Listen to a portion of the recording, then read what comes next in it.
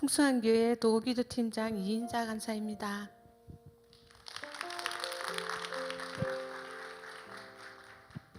저는 믿지 않는 가정에서 자라나 청년 시절 친구로 인해 예수를 믿었으나 불신 남편과의 결혼으로 다시 하나님을 떠났고, 결혼을 하고 보니 시댁은 불교 집안이라기보다 무당을 섬기는 집이었는데 1년이면 3차례 이상씩 산에서 구슬하고 매달 제사를 지냈습니다.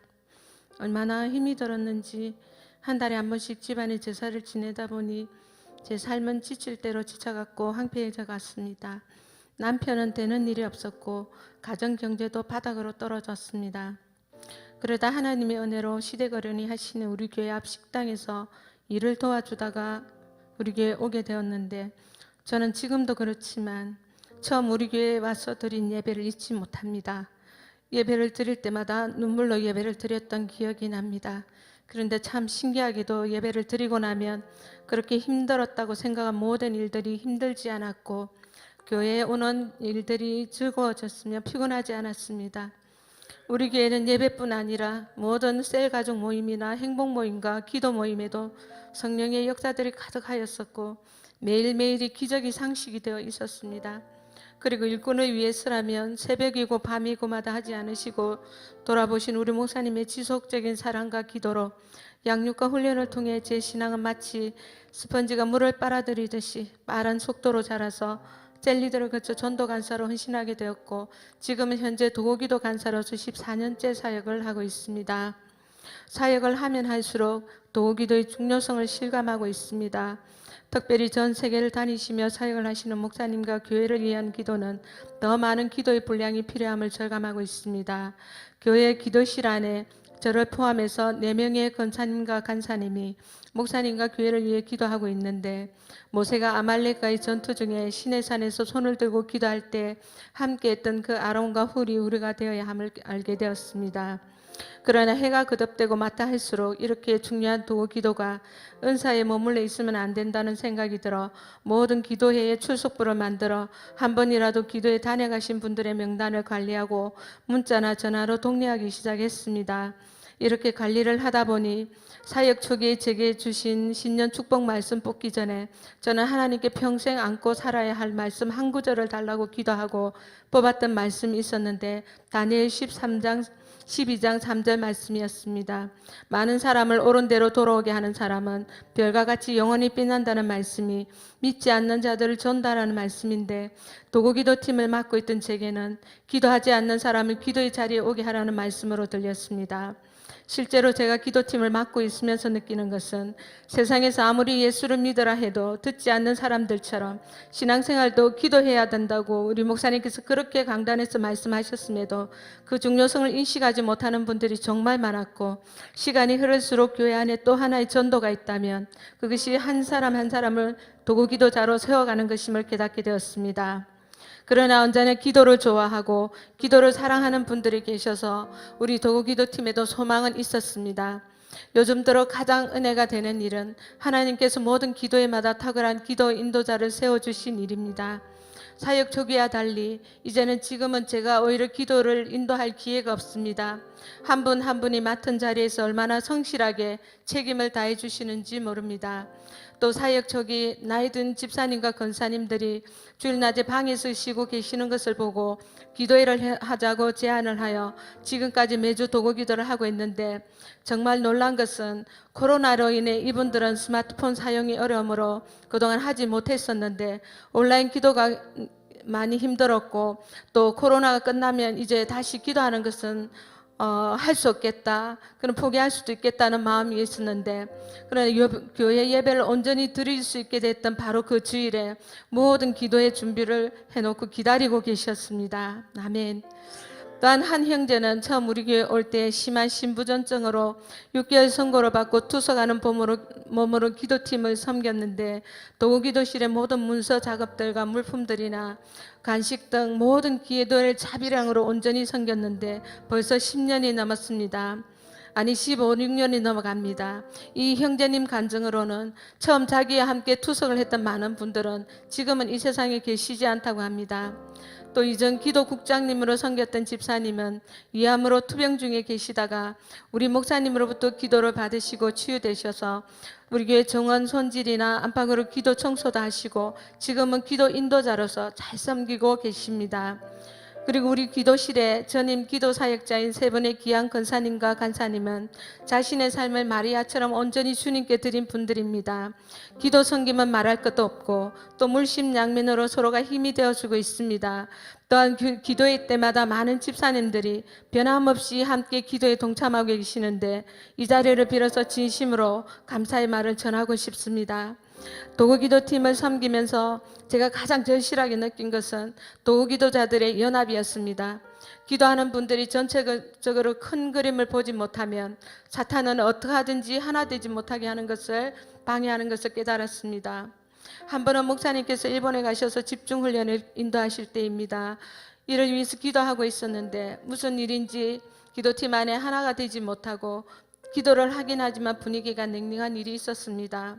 목사님께서 돌아오신 후 내가 이번에 보고를 받지 않았지만 기도가 전혀 되지 않고 있었던 것을 안다고 하셨을 때 정말 쥐구멍이라도 숨고 싶었습니다. 또한 컨퍼런스 때 백스코에서 도구기도 하던 때 기도를 인도하는데 많은 사람들이 기도하는데도 불구하고 기도 소리가 올라가지 않고 힘이 없는 것을 느꼈습니다. 컨퍼런스가 시작되면 목사님께서는 현장을 항상 돌아보십니다. 그런데 기도실에 들어오시는 순간 바로 기도실 음악을 지적하셨습니다. 저는 그 당시에 머리에 무엇으로 한 대 맞은 듯한 느낌이었습니다. 바로 이것이었구나. 목사님께서는 묵상용 기도 음악을 틀어놓고 통성기도를 하면 안 된다고 하셨습니다. 저도 그 이후 도구기도팀에서 이 훈련을 적용하였습니다. 하나님께서 이런 사건들을 통해 더 많은 기도 훈련을 하게 하셨고 하면 할수록 우리의 부족함이 드러나게 하셔서 잠시라도 방심하지 않도록 이끌어 주셨습니다. 도구기도자를 세우고 훈련하는데 도구기도 트레이닝은 참으로 좋은 기회가 됩니다. 하나님께서는 매 학기가 시작되면 도구기도 트레이닝을 받게 될 제자대학 1학기 학생들의 명단을 가지고 매일 기도하게 하셨습니다. 지난번 도구기도 트레이닝 때도 한 집사님이 자기는 솔직히 별로 기대를 가지고 오지 않았는데 도구기도 트레이닝 첫 시간 찬양이 시작되는데 주체할 수 없는 눈물이 흐르기 시작했고 또 강의 시간 내내 큰 은혜를 받았다고 고백했습니다. 그리고 인테리어 하시는 남편분에게 얘기해 모든 교회 블라인드를 교체해 주었고 또 다른 게 있으면 돕겠다며 교회를 섬기는 일에 열심을 내시게 되었습니다. 그리고 한 형제님도 결혼을 앞둔 자매와 함께 지속적으로 도구기도회를 도와주어 참으로 감사한 마음이었는데 결혼식을 미루고 있어 물어보았더니 부모님의 반대로 못하고 있다고 했습니다. 저는 트레이닝 기간에 기도하자고 했고 이후 결혼에 성공하였고 이번 달에 예쁜 아들까지 선물로 받았습니다. 할렐루야. 하나님이 하셨습니다.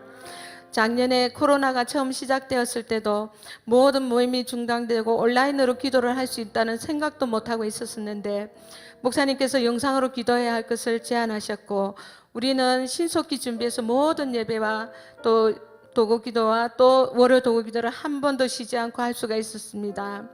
그 덕분에 도구기도 단톡방을 만들어 저는 100명씩 먹고 AB방으로 운영하고 있으며 지금은 온라인은 하지 않지만 기도자들을 하나로 묶어주는 기능과 또 기도를 독려하는 방으로 지금은 도구기도팀 C방까지 만들어가고 있습니다. 도구기도를 통해 보너스로 우리 기도 사역자들은 많은 축복을 받고 있습니다. 사실 사역을 시작할 즈음에 저희 가정은 남편의 사업 실패로 인해 보증금 한 푼 없는 월세집에서 살게 하셨습니다. 그러나 작은 아이는 우수한 성적으로 졸업한 후 직장이 일산 근처가 되다 보니 일산 풍성한 교회에 출석하면서 여러 가지로 섬기다가 은혜를 받아서 이번에 다니던 직장을 정리하고 전도 간사로 헌신하여 열심히 사역하고 이번에 또 코로나로 닫혔던 선교의 문도 열려서 필리핀에 단교 선교사로 헌신하고 있습니다. 큰 아이도 직장에서 머리대는 축복을 하게 하셔서 이번에 어려운 코로나 상황에도 불구하고 가게를 또한 기업하게 하셨다는 축복을 주셨다고 지난해 제가 이 자리에서 간증을 했었습니다. 사실 제 마음은 많은 가게들이 문을 닫는 시점이라 참으로 많은 염려를 했었습니다. 그러나 오픈하고 2, 3개월이 지나면서부터 가게의 매출이 매달 올라가서 청년 사업주로 성공한 케이스로 잡코리아라는 신문에도 나고, 또 본사에서는 본점에 하는 교육부 일도 다 맡기고, 또 단일 품목으로는 전국 매출의 1등인 품목도 있었습니다. 저뿐 아니라 함께 기도하는 우리 기도실 권사님과 간사님들도 지면으로는 다 말할 수 없는 축복을 받고 있습니다. 할렐루야, 하나님이 하셨습니다. 2016년에 목사님께서 21일 동안 금식을 하셨는데, 지난해 또 우리 성도들의 예배 회복을 위해서 21일을 금식을 하셨습니다. 저도 마음에 부담은 되었지만 장기 금식은 자신이 없었으나 사람은 누군가가 옆에서 하는 것을 보면 도전하기가 쉽다고 합니다. 저도 목사님께서 본을 보이시니 기도 사역자로 따라가게 되어 지난해에 이어서 올해 초에 또 세일회가 시작될 때 바로 21일 금식을 하게 되었습니다. 기도실 권사님과 간사님들도 끊임없이 육신을 쳐서 기도를 하며 함께 달려가고 있습니다. 저는 모든 사역자들이 또 함께 이렇게 달려가기를 소망해 봅니다. 저는 목사님께 힘을 드려야 할 기도 사역자이면서 때때로 근심을 시켜드린 적도 많이 있었습니다.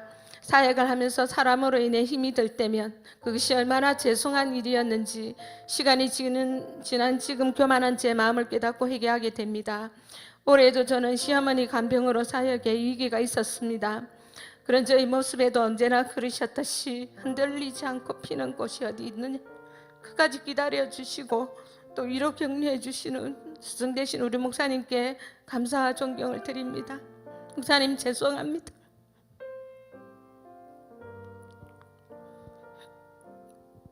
앞으로 하나님 목사님과 교회를 위해서 더욱 기도하겠습니다.